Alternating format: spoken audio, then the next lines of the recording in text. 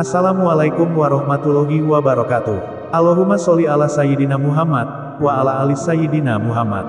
Pemirsa yang dirahmati Allah, marilah kita simak ceramah dari Ustadz Adi Hidayat dengan tema, cara agar menjadi penting di sisi Allah. Sebelumnya marilah kita perbanyak sholawat minimal 1000 kali sehari, agar hidup kita penuh barokah dan mendapatkan syafaat kelak. Marilah kita doakan agar Ustadz Adi Hidayat sekeluarga diberikan kesehatan dan kebahagiaan dunia dan akhirat. Amin ya robbal alamin. Standar manusia itu kalau menganggap penting, standarnya itu kalau bukan kedudukan, harta benda. Ya, coba deh, orang kaya masuk masjid, itu sapnya sudah ada yang ngisi. Orangnya belum datang. Pejabat mau datang udah dinomorin. Ini kan yang bikin siapa?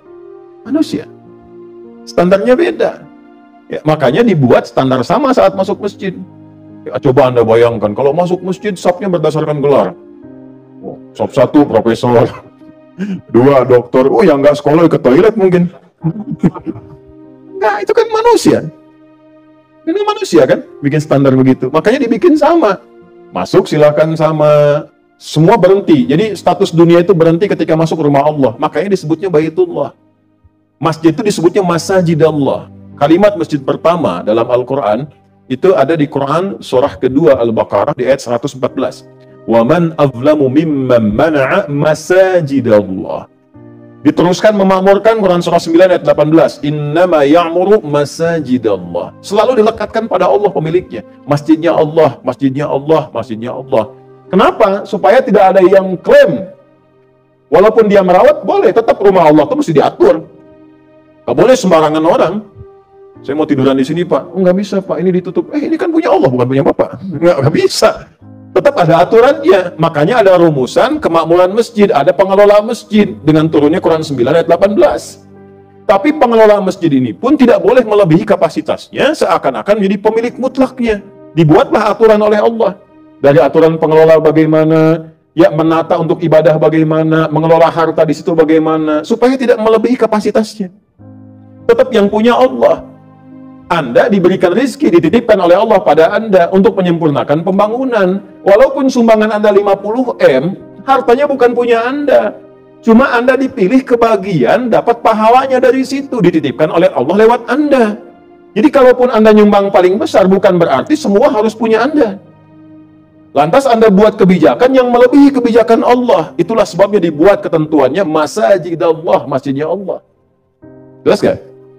Gitu ya? Jadi aturannya sama. Silahkan masuk sama. Sapnya sama. Kalau ada kondisi tertentu memang diatur, silahkan atur. Tapi jangan melebihi aturan Allah Subhanahu wa Ta'ala. Paham sampai sini? Itulah dilekatkan kalimat Masajidallah untuk memberikan sebuah penguatan. Oke, ini standar manusia. Jadi penting itu kalau punya harta, punya kedudukan, penting manusia. Di sisi Allah, standar orang elit dan penting. Itu ukurannya ternyata bukan dunia.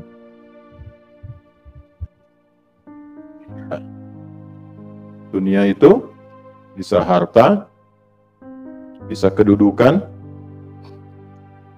bisa ilmu. Ya, awas. Ilmu agama juga mesti dijaga. Makanya tadi 4 penjagaannya. Ilmunya bagus, lihat agamanya. Lihat ma'rifatnya. Lihat akhlaknya.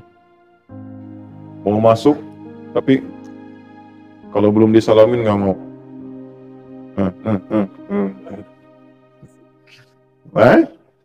Ada penjagaannya, akhlaknya, dari mulai interaksinya, ngajarkannya bagaimana, itu standar.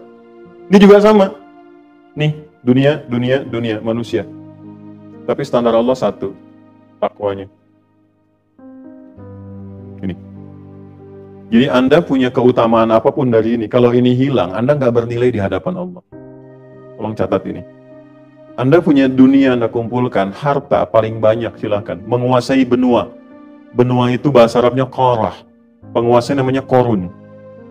Kenapa disebut Korun? Ada satu tafsir mengatakan karena hartanya begitu banyak seperti punya benua. Dikumpulkan. Anda punya itu tapi nggak punya ini. Anda nggak punya nilai di hadapan Allah. Anda punya kedudukan tinggi, silahkan kendalikan apapun. Silahkan. Tapi Anda nggak punya takwa. Anda nggak bernilai di hadapan Allah. Apalagi ketika Anda punya ini, lalu bertentangan dengan hukum Allah. melawan, menentang, itu biasanya, maaf, meninggalnya itu saking dikecilkannya oleh Allah, meninggalnya itu bukan hanya nggak wajar, tapi dia anggap rendah. Ya, saya nggak sanggup mencari kata yang lebih kasar gitu, rendah aja lah. Ya. Kenal Namrud nggak? Nah, kenal, saya pulang nih. Bu, Namrud tuh meninggalnya kenapa? Bukan cuma nyamuk yang sayapnya tinggal satu. Kan nggak apa ya? Nggak enak dengernya gitu. Namrud kan ngaku Tuhan. Tuhan matinya sama nyamuk. Nyamuk setengah sayap lagi, gitu kan? Kan nggak enak, dengernya kan nggak enak. Masa Tuhan matinya sama nyamuk, gitu kan? Ya, Firaun tahu kan? Tahu kisahnya kan? Matinya bagaimana? Tenggelam kan? Ya, dia kan ngaku Tuhan kan? Diviralkan di Quran, Ana Rabbukumul A'la. Pernah nggak ada kalimat begini? Pernah dengar nggak? Firaun ngaku Tuhan. Tuhan kok tenggelam? Tuhan tenggelam. Jadi cara Allah membinasakan itu sederhana sekali untuk menunjukkan bahwa ini nggak ada nilainya. Jadi Anda punya apapun, termasuk punya ilmu merasa hebat, ya kan? Ya, ada Stephen Hawking lah, sampai mengatakan Tuhan telah mati. Dia yang mati duluan. Ya kan? Coba lihat cara meninggalnya. Walaupun ilmunya mungkin dianggap besar, luas. Ini ibrah ya. Ini satu hikmah yang kita bisa ambil. Jadi Anda silahkan banggakan status, silahkan banggakan harta, pengetahuan yang luas. Tapi kalau nggak punya takwa, nggak ada nilainya. Itu satu di hadapan Allah itu. Nah, ini yang dimaksud Quran surah Al-Hujurat yang ayat ke-13 itu. Ya ayyuhan nasu inna khalaqnakum min dzakarin wa untha wa ja'alnakum syu'uban wa qabaila lita'arafu inna akramakum 'indallahi atqakum. Ini poinnya. Jadi semua manusia tanpa kecuali, yang dekat, yang menengah, yang jauh. Aku ciptakan manusia itu cuma 2 jenis. Ada berapa jenis? Ingat, Anda yang di sini ada manusia, cek cuma 2 nih. Nggak ada yang ketiga. Min dzakarin, laki-laki, wa untha, perempuan. Nggak ada jenis ketiga. Oke? Kalau Nia aja, kalau Kurniadi aja. Udah. Paham ya? Baik, jadi cuma 2, tidak ada yang ketiga. Wa ja'alnakum syu'uban wa qabail. Dari situ kemudian silahkan saling mengenal, berta'aruf, membangun hubungan sosial dari kekeluargaan sampai masyarakat. Tapi kalau nanti naik statusnya, bergaul dengan orang, ya, maaf, mungkin ada yang disanjung, ditinggikan, dihormati, wajar keduniaan. Tapi kata Allah dalam pandanganku standarnya satu. Inna akramakum indallahi indan nasi. Mungkin di kalangan manusia, mungkin aghnakum yang paling kaya. Ya. Mungkin aktsarukum amwala aw mala, yang paling banyak hartanya. Ya. Mungkin a'lakum mansiba, yang paling tinggi kedudukannya, tapi indallahi, standar Allahnya yang paling tinggi takwanya. Ini poinnya. Karena itu ketika ada orang sosok biasa pun, tapi dia merasa ingin mengenal Allah lebih jauh, ingin menaati Allah lebih giat, ingin tahu aturan Allah lebih dalam supaya dipatuhi dan dijalankan, maka standarnya diangkat oleh Allah tinggi, melebihi orang-orang yang dianggap penting ini. Itulah poinnya.